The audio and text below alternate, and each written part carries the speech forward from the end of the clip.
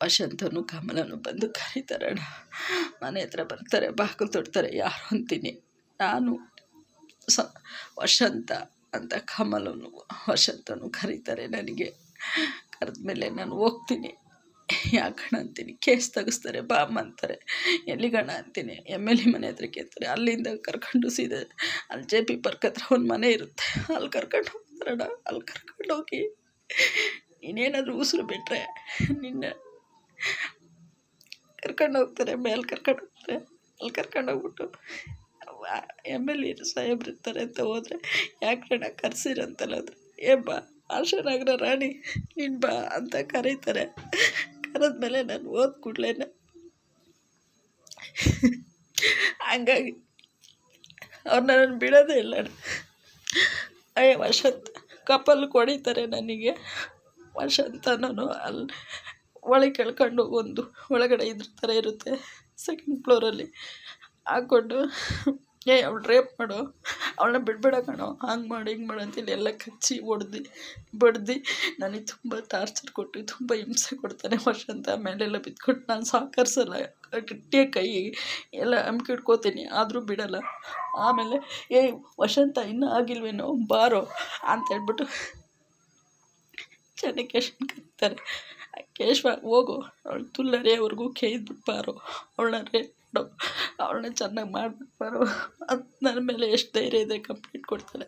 ನನ್ನ ವಿರುದ್ಧನೇ ಕ್ಯಾನ್ವಸ್ ಮಾಡ್ತಾಳೆ. ನನಗೆ ಇದು ಮಾಡಲ್ಲ ಅವಳು ಅಂತೇಳ್ಬಿಟ್ಟು ಜೂನ್ ತಿಂಗಳ 11ನೇ ತಾರೀಕು 2023 ನನಗೆ ಕರ್ಕೊಂಡೋಗಿ ಆ ಥರ ಮಾಡ್ತಾರೆ. ನನಗೆ ತುಂಬ ಹಿಂಸೆ ಟಾರ್ಚರ್ ಕೊಟ್ಟಿದ್ದಾರೆ.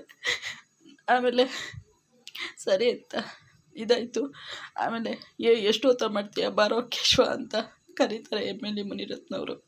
ಆಮೇಲೆ ಅವನು ಬರ್ತಾನೆ, ಬಾರ ನೀನು ಈ ಕಡೆ ಅಂತ ನಾನು ಹಿಡ್ಕೊಂಡು ಎಳ್ಕೊಂಬಿಟ್ಟು ಜುಟ್ಟು ಹಿಡ್ಕೊಂಡು ಮೇಲೆಲ್ಲ ಉಜ್ಜು ಹೊಯ್ತಾರೆ, ಮುಖದ ಮೇಲೆಲ್ಲ ಉಜ್ಜು ಹೊಯ್ದು ಬಾಯಿಗೆಲ್ಲ ಹೊಯ್ಬಿಡ್ತಾರೆ. ಗಟ್ಟಿಯಾಗಿ ಹಿಡ್ಕೊತೀನಿ.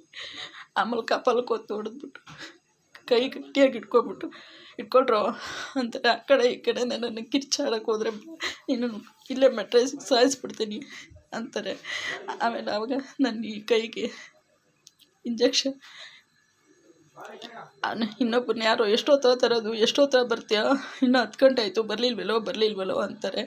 ಕರ್ಕೊಂಡೋಗಿ ನನ್ನನ್ನು ಕೈಗೆ ಚುಚ್ಚಿಬಿಟ್ಟು, ಏನಣ್ಣ ಇದು, ಏನಣ್ಣ ಚುಚ್ಚಿಬಿಡೋಣ, ಬೇಡಣ್ಣ, ಸಾಯಿಸಂಗಿದ್ರೆ ನನ್ನನ್ನು ಒಂದೇ ಸಲ ಸಾಯಿಸ್ಬಿಟ್ರಣ್ಣ, ನನಗೆ ಯಾಕ್ರಣ್ಣ ಈ ಥರ ನರಕ ಕೊಡ್ತೀರಾ, ಈ ಥರ ಹಿಂಸೆ ಕೊಡ್ತೀರಾ, ನನ್ನ ಜೀವನದಲ್ಲಿ ನೊಂದೋಗಿದ್ದೀರಣ್ಣ ಅಂದರು. ಕೇಳಲ್ಲ, ಚುಚ್ಚಿಬಿಡ್ತಾರೆ. ನಾನು ಎಲ್ಲೂ ಹೋಗಿ ಕರ್ಕೊಂಡು ಬಂದುಬಿಡ್ತಾರೆ. ತಗೊಂಡೋಗಿ ಬಿಟ್ಟು ಬರೋ ಅವಳನ್ನ ಅಂತಾರೆ. ಅಲ್ಲಿ ತಗೊಬಂದ್ಬಿಟ್ಟು ಆಶಾನಗರ ಸ್ವಲ್ಪ ದೂರ ಐತಿ, ನಂಗೆ ಬಿಟ್ಟು ಹೋಗ್ತಾರೆ. ನಂಗೆ ಕಾರಲ್ಲಿ ಇನ್ನೊಂದು ಕಾರಲ್ಲಿ ವೈಟಿಗಿರುತ್ತೆ, ಕಾರಲ್ಲಿ ಬಿಟ್ಟೋಗ್ತಾರೆ.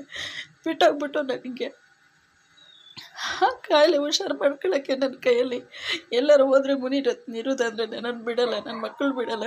ಅವಳ ಮಗನ ಹೊಡೆದಾಕು ಕಡ್ದಾಕು, ನೀನು ಸಹಕರಿಸಿಲ್ಲ, ನೀನು ಹೊಡೆದಾಕ್ತೀನಿ, ಕಡ್ದಾಕ್ತೀನಿ, ನೀನು ಕುಡ್ಬಾನ್ ಮುಗಿಸ್ತೀನಿ ಅಂತಾರೆ. ಆವಾಗ ನಾನು ಸುಮ್ಮನೆ ಆಗ್ತೀನಿ. ಆಮೇಲೆ ಒಂದು ಹೊಟ್ಟೆ ನೋವಿಗೆ ಆಪ್ರೇಷನ್ನಿಗೆ, ಗರ್ಭಕೋಶ ಆಪ್ರೇಷನ್ಗೆ ಹೋಗಿದೆ.